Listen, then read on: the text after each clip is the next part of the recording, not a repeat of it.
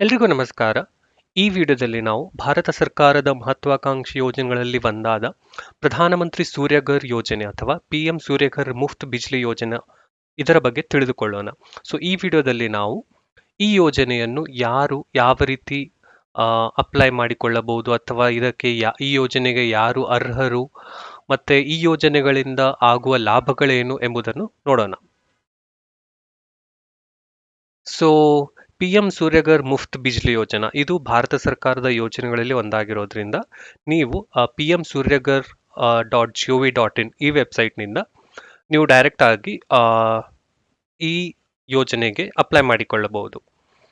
So ಮೊದಲಿಗೆ ಈ ಯೋಜನೆ ಬಗ್ಗೆ ತಿಳಿದುಕೊಳ್ಳೋಣ. ಸೊ ಮನೆ ಚಾವಣಿಯಲ್ಲಿ ನೀವು ನಿಮ್ಮ ಸೌರ ವಿದ್ಯುತ್ ಘಟಕವನ್ನು ಸ್ಥಾಪಿಸಿಕೊಂಡು ನೀವು ನಿಮ್ಮ ಸ್ವಂತಕ್ಕೆ ಬಳಸಿಕೊಳ್ಳೋದಲ್ಲದೆ ಏನು ಹೆಚ್ಚುವರಿ ವಿದ್ಯುತ್ ಜನರೇಟ್ ಆಗಿರುತ್ತಲ್ಲ ಅದನ್ನ ನೀವು ವಿದ್ಯುತ್ ಪೂರೈಕೆ ಮಂಡಳಿ ಅಂದರೆ ಡಿಸ್ಟ್ರಿಬ್ಯೂಷನ್ ಕಂಪನಿಗಳಿಗೆ ಮಾರಾಟ ಮಾಡಿ ಅದರಿಂದ ಆದಾಯ ಗಳಿಸಬಹುದು. ಇದನ್ನು ಸ್ಥಾಪಿಸುವುದಕ್ಕೆ ಸರ್ಕಾರ ನೇರವಾಗಿ ನಿಮಗೆ ಸಬ್ಸಿಡಿ ರೂಪದಲ್ಲಿ ಧನ ಸಹಾಯ ಮಾಡುತ್ತದೆ. ಅಲ್ಲದೆ ಈ ವಿದ್ಯುತ್ ಜನರೇಟ್ ಆಗಿರೋ ವಿದ್ಯುತ್ತನ್ನು ಮಾರಾಟ ಮಾಡೋದಕ್ಕೂ ಸರ್ಕಾರವೇ ನೇರವಾಗಿ ಸಹಾಯ ಮಾಡುತ್ತದೆ. ಸೊ ಈ ರೀತಿ ನೀವು ನಿಮ್ಮ ಮನೆಯ ಮೇಲ್ಛಾವಣಿಗಳಲ್ಲಿ ವಿದ್ಯುತ್ ಘಟಕಗಳನ್ನು ಸ್ಥಾಪಿಸಿಕೊಳ್ಬಹುದು. ಸೊ ಇದರ ಗುರಿ ಏನಂದ್ರೆ ಒಟ್ಟು ಭಾರತದಲ್ಲಿನ ಎಲ್ಲ ಮನೆಗಳ ಮೇಲೆ ಸೌರ ವಿದ್ಯುತ್ ಘಟಕಗಳನ್ನು ಸ್ಥಾಪಿಸುವುದು. ಸೊ ಈಗಾಗಲೇ ಕ್ಯಾಬಿನೆಟ್ಗಳಲ್ಲಿ ಇದಕ್ಕೋಸ್ಕರನೇ 75,000 ಕೋಟಿ ಅನುದಾನವನ್ನು ಬಿಡುಗಡೆ ಮಾಡಲಾಗಿದೆ. ಸೊ ಈ ಟೇಬಲ್ನಲ್ಲಿ ನಾವು ಏನು ನೋಡ್ಬೋದಪ್ಪ ಅಂತಂದ್ರೆ ಮನೆಗಳಿಗೆ ಸೂಕ್ತವಾದ ಚಾವಣಿಯ ಸೌರ ಘಟಕದ ಸಾಮರ್ಥ್ಯ ಅಂದ್ರೆ ನಿಮ್ಮ ಮನೆಯ ಆವ್ರೇಜ್ ಎಲೆಕ್ಟ್ರಿಸಿಟಿ ಕನ್ಸಂಪ್ಷನ್ ಅಂದ್ರೆ ಆವ್ರೇಜ್ ಎಷ್ಟು ನೀವು ಕನ್ಸ್ಯೂಮ್ ಮಾಡ್ತೀರಾ ಅದ್ರ ಪ್ರಕಾರ ಒಂದು ಅಂದಾಜು ಕೊಟ್ಟಿದ್ದಾರೆ. ಸೊ ನಿಮ್ಮ ಎಲೆಕ್ಟ್ರಿಸಿಟಿ ಬಿಲ್ ಏನಾದರೂ 0 to 150 ಆಗಿದ್ರೆ ನೀವು ನಿಮ್ಮ ಮನೆ ಮೇಲ್ಗಡೆ 1 ಕಿಲೋವ್ಯಾಟ್ 2 ಕಿಲೋವ್ಯಾಟ್ ವರೆಗೂ ಕೆಪಾಸಿಟಿ ಇರುವಂಥ ಸೋಲಾರ್ ಪ್ಲಾಂಟ್ನ ಇನ್ಸ್ಟಾಲ್ ಮಾಡ್ಕೋಬಹುದು. ಇದಕ್ಕೆ ಮ್ಯಾಕ್ಸಿಮಮ್ ಸಬ್ಸಿಡಿ ಅಂದ್ರೆ ಗೌರ್ಮೆಂಟಿಂದ ಬರೋ ಸಬ್ಸಿಡಿ ಎಷ್ಟಾಗಿರುತ್ತಪ್ಪ ಅಂತಂದ್ರೆ 30,000ರಿಂದ 60,000ವರೆಗೂ ಸಿಗುತ್ತೆ. ಅದೇ ನಿಮ್ಮ ನಿಮ್ದು ಆವ್ರೇಜ್ ಬಿಲ್ 150 to 300 ಆಗಿದ್ರೆ 2 to 3 ಕಿಲೋವ್ಯಾಟ್ ಸಾಮರ್ಥ್ಯ ಹೊಂದಿರೋ ಸೋಲಾರ್ ಪ್ಲಾಂಟ್ನ ಇನ್ಸ್ಟಾಲ್ ಮಾಡ್ಕೋಬಹುದು. ಸೊ ಇದಕ್ಕೆ ಮ್ಯಾಕ್ಸಿಮಮ್ ಸಬ್ಸಿಡಿ ಸಿಗೋದಂದ್ರೆ 60,000 to 78,000. ಸೊ ನಿಮ್ದೇನಾದ್ರೂ 300 ಯೂನಿಟ್ಸ್ಗಿಂತ ಜಾಸ್ತಿ ಆಗಿದ್ರೆ ಸೊ ನೀವು 3 ಕಿಲೋವ್ಯಾಟ್ಗಿಂತ ಜಾಸ್ತಿ ಕೆಪಾಸಿಟಿ ಇರೋ ಸೋಲಾರ್ ಪ್ಲಾಂಟ್ನ ಇನ್ಸ್ಟಾಲ್ ಮಾಡ್ಕೋಬಹುದು. ಸೊ ಇದಕ್ಕೆ ಮ್ಯಾಕ್ಸಿಮಮ್ ಲಿಮಿಟ್ ಇರೋದು 78,000. ಇದಕ್ಕಿಂತ ಜಾಸ್ತಿ ಸಬ್ಸಿಡಿ ಸಿಗಲ್ಲ. ಸೊ ಇದಕ್ಕೆ ಯಾರ್ಯಾರು ಅರ್ಹರು? ಸೊ ಇದಕ್ಕೆ ಭಾರತದ ಎಲ್ಲ ಪ್ರಜೆಗಳು ಅರ್ಹರಾಗಿರುತ್ತಾರೆ. ಅಲ್ಲದೆ ಸೌರ ಫಲಕಗಳನ್ನು ಅಳವಡಿಸಲು ಮನೆ ಮೇಲೆ ಸೂಕ್ತವಾದ ಛಾವಣಿ ಇರಬೇಕು. ಮನೆಯಲ್ಲಿ ಅಧಿಕೃತ ವಿದ್ಯುತ್ ಸಂಪರ್ಕವನ್ನು ಹೊಂದಿರಬೇಕು. ಲೈಕ್ ನೀವು ಕರ್ನಾಟಕದಲ್ಲಿ ಬೆಸ್ಕಾಂ, ಹೆಸ್ಕಾಂ, ಜೆಸ್ಕಾಂ ಈ ಥರ ಇವ್ರ ಕಡೆಯಿಂದ ಅಧಿಕೃತವಾಗಿ ವಿದ್ಯುತ್ ಸಂಪರ್ಕ ಹೊಂದಿರಬೇಕು. ಆಮೇಲೆ ಸೌರ ಫಲಕಗಳಿಗೆ ಈ ಮುಂಚೆ ಯಾವುದೇ ಸಹಾಯಧನ ಪಡೆದಿರಬಾರ್ದು. ಸೊ ಇದೆಲ್ಲವೂ ನೀವು ನೋಡಿಕೊಂಡು ಅರ್ಜಿ ಸಲ್ಲಿಸಬೇಕು. ಸೊ ಸಹಾಯಧನ ಪಡೆಯುವ ಹಂತಗಳು. ಸೊ ಮೊದಲಿಗೆ ನೀವು ಪೋರ್ಟಲ್ನಲ್ಲಿ ನಿಮ್ಮ ಹೆಸರನ್ನು ನೋಂದಾಯಿಸ್ಕೊಳ್ಬೇಕು. ನಿಮ್ಮ ರಾಜ್ಯ ಮತ್ತು ವಿದ್ಯುತ್ ವಿತರಣಾ ಕಂಪನಿಯನ್ನು ಆಯ್ಕೆ ಮಾಡಿಕೊಂಡು ನಿಮ್ಮ ವಿದ್ಯುತ್ ಗ್ರಾಹಕ ಸಂಖ್ಯೆ ಅಂದರೆ customer ID, mobile number, email enter ಮಾಡಿಕೊಂಡು ನೀವು ಲಾಗಿನ್ ಆಗಬೇಕು. ಆಮೇಲೆ ಸೌರ ಘಟಕ ಅಳವಡಿಕೆ ಅಂದರೆ ಸೋಲಾರ್ ಇನ್ಸ್ಟಾಲೇಷನ್ಗೆ ಅರ್ಜಿ ಸಲ್ಲಿಸಬೇಕು.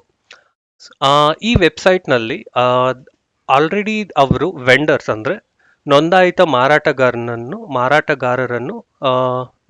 ಲಿಸ್ಟನ್ನು ಕೊಟ್ಟಿದ್ದಾರೆ. ಸೊ ಅದರಿಂದ ನಾವು ನಮಗೆ ಯಾವುದು ಸೂಕ್ತವಾಗಿದೆಯೋ ಅದನ್ನು ಸೆಲೆಕ್ಟ್ ಮಾಡಿಕೊಂಡು ಇನ್ಸ್ಟಾಲ್ ಮಾಡ್ಕೊಳ್ಳೋಕ್ಕೆ ಅಪ್ಲಿಕೇಶನ್ ಕಂಟಿನ್ಯೂ ಮಾಡ್ಕೋಬೇಕು. ಸೊ ಒನ್ಸ್ ಅಪ್ಲಿಕೇಶನ್ ಸಲ್ಲಿಸಾದ್ಮೇಲೆ ಡಿಸ್ಟ್ರಿಬ್ಯೂಷನ್ ಕಂಪನಿ ಕಡೆಯಿಂದ ಒಂದು ಫಾರ್ಮಲ್ ಇನ್ಸ್ಪೆಕ್ಷನ್ ಅಂತ ಬರ್ತಾರೆ. ಸೊ ಅವರೆಲ್ಲವನ್ನು ಚೆಕ್ ಮಾಡಿ ಓಕೆ ಅಂತ ಹೇಳಿದ್ಮೇಲೆ ನೀವು ಇನ್ಸ್ಟಾಲ್ ಮಾಡ್ಕೋಬೇಕಾಗತ್ತೆ. ಸ್ಥಾಪನೆ ನಂತರ ನಿಮ್ಮ ಘಟಕದ ವಿವರಗಳನ್ನು ಸಲ್ಲಿಸಿ ನೆಟ್ ಮೀಟರ್ಗೆ ಅರ್ಜಿ ಸಲ್ಲಿಸಬೇಕು. ಆಮೇಲೆ ಕಾರ್ಯಾರಂಭದ ವರದಿಯನ್ನು ಪಡೆದ ನಂತರ ಪೋರ್ಟಲ್ನಲ್ಲಿ ಬ್ಯಾಂಕ್ ಖಾತೆ ವಿವರಗಳು ಮತ್ತು ಕ್ಯಾನ್ಸಲ್ ಚೆಕ್ ಅನ್ನು ಸಲ್ಲಿಸಿ ವಿದಿನ್ 30 ಡೇಸ್ ನಿಮ್ಮ ಬ್ಯಾಂಕ್ ಖಾತೆಗೆ ಸಹಾಯಧನವನ್ನು ಪಡೆಯಬಹುದು. ಸೊ ಇದ್ರ ಬಗ್ಗೆ ನಾವು ಡಿಟೇಲ್ ಆಗಿ ಮುಂದೆ ನೋಡೋಣ. ಸೊ ಅರ್ಜಿ ಸಲ್ಲಿಸೋದು ಹೇಗಪ್ಪ ಅಂತಂದ್ರೆ, ಮೊದಲಿಗೆ ನೀವು pmsuryagar.gov.in ಈ ವೆಬ್ಸೈಟ್ನಲ್ಲಿ ಲಾಗಿನ್ ಆಗಿ ನಿಮ್ಮ ಡೀಟೇಲ್ಸ್ನ ಎಂಟರ್ ಮಾಡಿಕೊಂಡು ಅಪ್ಲಿಕೇಶನ್ನ ಸಲ್ಲಿಸಬೇಕು.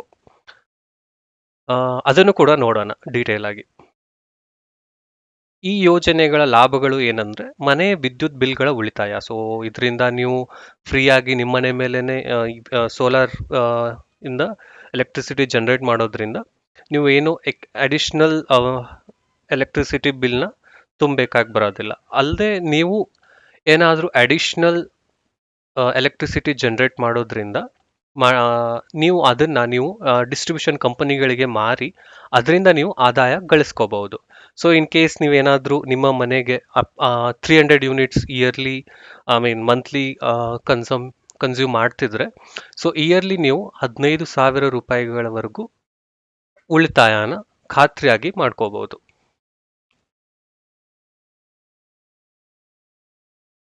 ಸೊ ಇದು PM ಸೂರ್ಯಘರ್ ಮುಫ್ತ್ ಬಿಜ್ಲಿ ಯೋಜನೆಗೆ ಅಪ್ಲೈ ಮಾಡಬೇಕಾಗಿರುವಂಥ official website.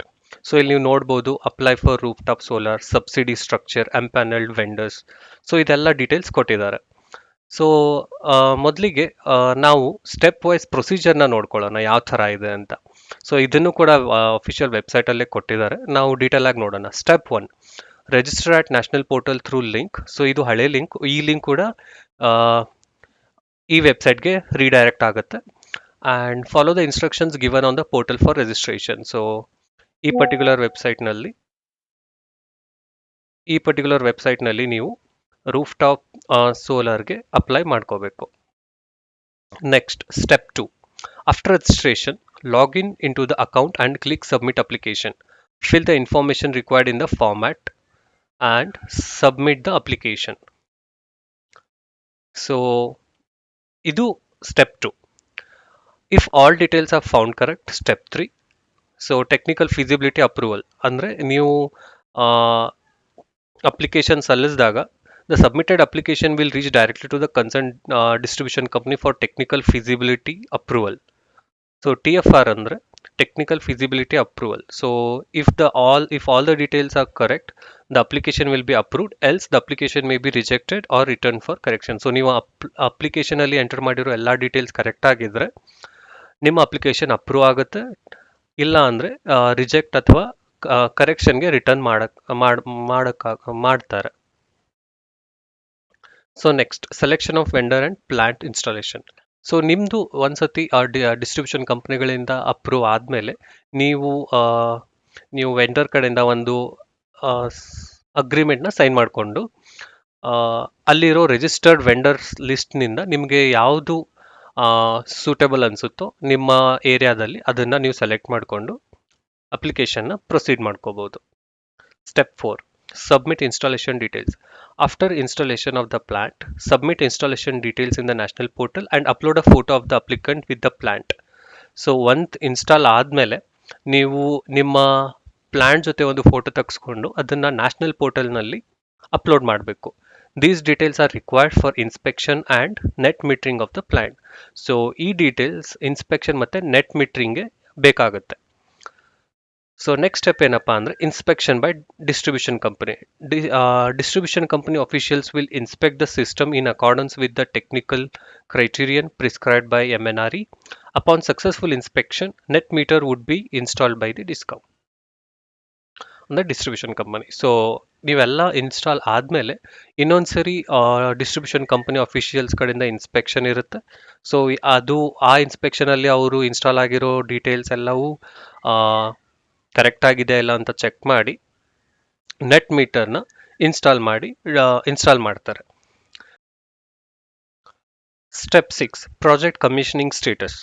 Once the net meter has been installed, the distribution company official will approve the installation details on the portal and an online commissioning certificate will be generated. This certificate will be visible in the applicant's account. ಅಂದ್ರೆ net metre install ಆದಮೇಲೆ distribution company officials ಅವರು ಪೋರ್ಟಲ್ನಲ್ಲೇ ಒಂದು installation ಡೀಟೇಲ್ಸ್ನ approve ಮಾಡ್ತಾರೆ. So ಇದು commissioning certificate ಆಗಿರುತ್ತೆ. So ಈ certificate approve ಆದಮೇಲೆ ಅದು ನಿಮ್ಮ ಅಕೌಂಟಲ್ಲಿ ವಿಸಿಬಲ್ ಆಗುತ್ತೆ. Next step 7, subsidy CFA request. After generating of commissioning certificate, the applicant can raise online subsidy CFA claim request by providing applicant's bank details along with the legible copy of cancelled bank check or passbook. So once ಏನಂದ್ರೆ like commissioning certificate ಸಿಕ್ಕಾದ್ಮೇಲೆ ನೀವು ಆನ್ಲೈನಲ್ಲಿ ಸಬ್ಸಿಡಿಗೆ apply ಮಾಡ್ಕೋಬಹುದು. ಈ apply ಮಾಡೋಕ್ಕೆ ನೀವು bank cheque book ಅಥವಾ cancelled check ಅಥವಾ ಪಾಸ್ಬುಕ್ನ ನೀವು ಅಪ್ಲೋಡ್ ಮಾಡಬೇಕಾಗತ್ತೆ. If all details are found correct, subsidy will be released. ಅಂದರೆ ಎಲ್ಲ ಡೀಟೇಲ್ಸ್ ಕರೆಕ್ಟ್ ಆಗಿದ್ರೆ 30 ದಿನಗಳಲ್ಲಿ ನಿಮ್ಮ ಬ್ಯಾಂಕ್ ಅಕೌಂಟ್ಗೆ ಸಬ್ಸಿಡಿ ಸಹಾಯಧನವನ್ನು ನೀಡ್ತಾರೆ, ಆಟೋಮೆಟಿಕ್ ಆಗಿ ಕ್ರೆಡಿಟ್ ಆಗುತ್ತೆ. ಇಲ್ಲಿ ಒಂದು ಇಂಪಾರ್ಟೆಂಟ್ ಇನ್ಸ್ಟ್ರಕ್ಷನ್ ಏನಪ್ಪಾ ಅಂತಂದ್ರೆ, the applicant shall use own mobile number and mail I D for registration on the national portal. ಅಂದರೆ ನಿಮ್ಮ ಸ್ವಂತ ಮೊಬೈಲ್ ನಂಬರ್ ಮತ್ತು ಇಮೇಲ್ ಐ ಡಿನ ಬಳಸ್ಕೋಬೇಕು. The applications having mail ID or mobile number of the vendor would be rejected and such vendors would be blacklisted from the further participation in the program or scheme. ಅಂದರೆ ನೀವೇ ಆ ವೆಂಡರ್ನ mobile number ಅಥವಾ email I D ಹಾಕಿದರೆ ಆ particular ಅಪ್ಲಿಕೇಶನ್ನ reject ಮಾಡ್ತಾರೆ, ಅಲ್ಲದೆ ಆ ವೆಂಡರ್ಗಳನ್ನು ಕೂಡ ಬ್ಲ್ಯಾಕ್ ಲಿಸ್ಟ್ಗೆ ಆ್ಯಡ್ ಮಾಡ್ತಾರೆ. ಸೊ ಇದು ಒಂದು ಇಂಪಾರ್ಟೆಂಟ್. ಇನ್ನೊಂದೇನಪ್ಪ ಅಂತಂದರೆ, it shall also be ensured that the electricity connection and bank account is in the name of the applicant, else the application would be rejected. Electricity connection ಅಂದರೆ ನಿಮ್ಮ ಮನೆಗೆ connection ಮತ್ತು bank account ಕೂಡ ಒಂದೇ ಹೆಸರಲ್ಲಿ ಇರಬೇಕು. ಅದೇ ಯಾರ ಹೆಸರಲ್ಲಿ ಎಲೆಕ್ಟ್ರಿಸಿಟಿ ಕನೆಕ್ಷನ್ ಇರುತ್ತೋ ಅವ್ರ ಬ್ಯಾಂಕ್ ಅಕೌಂಟ್ ಡೀಟೇಲ್ಸ್ನೇ ನೀವು ಅಪ್ಲಿಕೇಶನಲ್ಲಿ ಹಾಕಿರಬೇಕು, ಇಲ್ಲ ಅಂದರೆ ನಿಮ್ಮ ಅಪ್ಲಿಕೇಶನ್ ರಿಜೆಕ್ಟ್ ಆಗುತ್ತೆ. ಸೊ ಇದು ಕಂಪ್ಲೀಟ್ ಸ್ಟೆಪ್ಸ್. ಈ ವೆಬ್ಸೈಟಲ್ಲಿ ಇನ್ನೊಂದ್ಸರಿ ನೋಡೋಣ ಏನೇನಿದೆ ಅಂದರೆ, ಸಬ್ಸಿಡಿ ಸ್ಟ್ರಕ್ಚರ್ ನಾನು ಆಲ್ರೆಡಿ ಪ್ರೀವಿಯಸ್ ವಿಡಿಯೋ ಟೈಮಲ್ಲಿ ನಾವು ಡಿಸ್ಕಸ್ ಮಾಡಿದ್ದೀವಿ. ಅಲ್ಲದೆ ಎಂಪ್ಯಾನಲ್ಡ್ ವೆಂಡರ್ಸ್. ಸೊ ಇಲ್ಲಿ ಅವರು ಎಲ್ಲ ವೆಂಡರ್ಸ್ನ ಲಿಸ್ಟ್ ಕೊಟ್ಟಿದ್ದಾರೆ. ಸೊ ಎಲ್ಲ ಸ್ಟೇಟ್ಗಳಿಗೂ ಅಪ್ಲಿಕಬಲ್ ಆಗುವಂತೆ ಲಿಸ್ಟ್ ಕೊಟ್ಟಿದ್ದಾರೆ. ಸೊ ನಾವು ನಮ್ಮ ಕರ್ನಾಟಕದಲ್ಲಿ ಯಾರ್ಯಾರು ಇದ್ದಾರಪ್ಪ ಅಂತ ನೋಡೋದಾದ್ರೆ ಇಲ್ಲಿ ನೋಡ್ಬೋದು. Click here. ಇದು ಚೆಸ್ಕಾಮ್ಗೆ ರಿಲೇಟೆಡ್ ವೆಂಡರ್ಸ್. ಸೊ ಇದೆಲ್ಲ ಚೆಸ್ಕಾಮ್ಗೆ ಅಪ್ಲಿಕಬಲ್ ಆಗುವಂಥ ವೆಂಡರ್ಸ್. ಸೊ ಅದೇ ರೀತಿ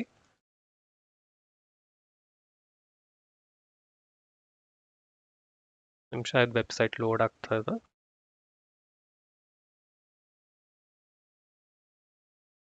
ಸೇಮ್. ನೆಕ್ಸ್ಟ್ ಮತ್ತೆ ಯಾವುದಿದೆ? Okay, Karnataka Hubli electricity supply company. ಅಂದರೆ ಹೆಸ್ಕಾಮ್ಗೆ ಯಾವ್ದ್ಯಾವುದು ವೆಂಡರ್ಸ್ ಎನ್ರೋಲ್ ಮಾಡ್ಕೊಂಡಿದ್ದಾರೆ ಅಥವಾ ನಾವು ಯಾವ ವೆಂಡರ್ನಿಂದ ತಗೋಬೋದು ಅಂತ ಈ ಪರ್ಟಿಕ್ಯುಲರಲ್ಲಿ ಡೀಟೇಲ್ಸ್ ಸಿಗುತ್ತೆ. ಈ ವೆಬ್ಸೈಟ್ ಲೋಡ್ ಆಗೋಷ್ಟು ವೇಟ್ ಮಾಡೋಣ.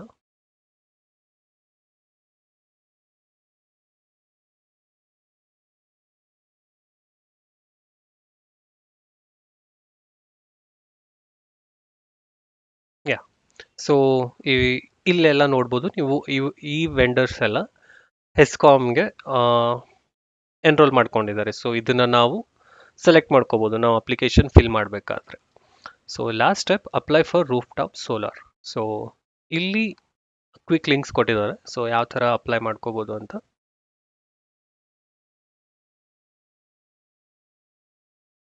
ಇಲ್ಲಿ ನೋಡ್ಬೋದು ರಿಜಿಸ್ಟ್ರೇಷನ್ ಫಾರ್ ಲಾಗಿನ್. ಸೊ ಇಲ್ಲಿ ನೀವು ಸ್ಟೇಟ್ ಸೆಲೆಕ್ಟ್ ಮಾಡಿಕೊಂಡು ನಿಮ್ಮ ಡಿಸ್ಟ್ರಿಕ್ಟ್, ಯಾವ ಡಿಸ್ಟ್ರಿಕ್ಟ್ ಇದೆ, ಹಾಗೆ ಯಾವ ಡಿಸ್ಟ್ರಿಬ್ಯೂಷನ್ ಕಂಪನಿ ಇದೆ, ಆಮೇಲೆ ನಿಮ್ಮ ಅಕೌಂಟ್ ಕನ್ಸ್ಯೂಮರ್ ಅಕೌಂಟ್ ನಂಬರ್, ನಿಮ್ಮ ಎಲೆಕ್ಟ್ರಿಸಿಟಿ ಬಿಲ್ಲಲ್ಲಿ ಏನಿರುತ್ತೋ ಅದನ್ನು ಸೆಲೆಕ್ಟ್ ಮಾಡಿಕೊಂಡು ನೆಕ್ಸ್ಟ್ ಅಂತ ಕ್ಲಿಕ್ ಮಾಡಬೇಕು. ಅದಲ್ಲದೆ ಇಲ್ಲೂ ಕೂಡ ಸ್ಟೆಪ್ಸ್ ಕೊಟ್ಟಿದ್ದಾರೆ, ಇದನ್ನು ನಾವು ಆಲ್ರೆಡಿ ಡಿಸ್ಕಸ್ ಮಾಡಿದ್ದೀವಿ. ಸೊ ಇಲ್ಲಿ ಅಪ್ಲೈ ಮಾಡ್ಬೇಕಾದ್ರೆ ಏನನ್ನ ಸ್ಟೆಪ್ಸ್ ಬೇಕು ಅಂತ ಇಲ್ಲಿ ಕೊಟ್ಟಿದ್ದಾರೆ. ಸೊ ಈ ರೀತಿ ನೀವು ಪ್ರಧಾನಮಂತ್ರಿ ಸೂರ್ಯಘರ್ ಯೋಜನಾ ಅಂದ್ರೆ ಮುಫ್ತ್ ಬಿಜ್ಲಿ ಯೋಜನೆಗೆ ಅಪ್ಲೈ ಮಾಡ್ಕೋಬಹುದು. ಈ ಅಪ್ಲಿಕೇಶನ್ ಅಲ್ಲಿ ನಿಮ್ಗೆ ಏನಾದರೂ ಡೌಟ್ಸ್ ಇದ್ರೆ ಅಥವಾ ಇನ್ನೇನಾದರೂ ಕನ್ಸರ್ನ್ಸ್ ಇದ್ರೆ ನೀವು ಕಮೆಂಟ್ ಬಾಕ್ಸ್ ಅಲ್ಲಿ ಕಮೆಂಟ್ನ ಪೋಸ್ಟ್ ಮಾಡಿ. ನಮ್ಮ ಚಾನೆಲ್ನ ಸಬ್ಸ್ಕ್ರೈಬ್ ಮಾಡಿ. ಧನ್ಯವಾದಗಳು.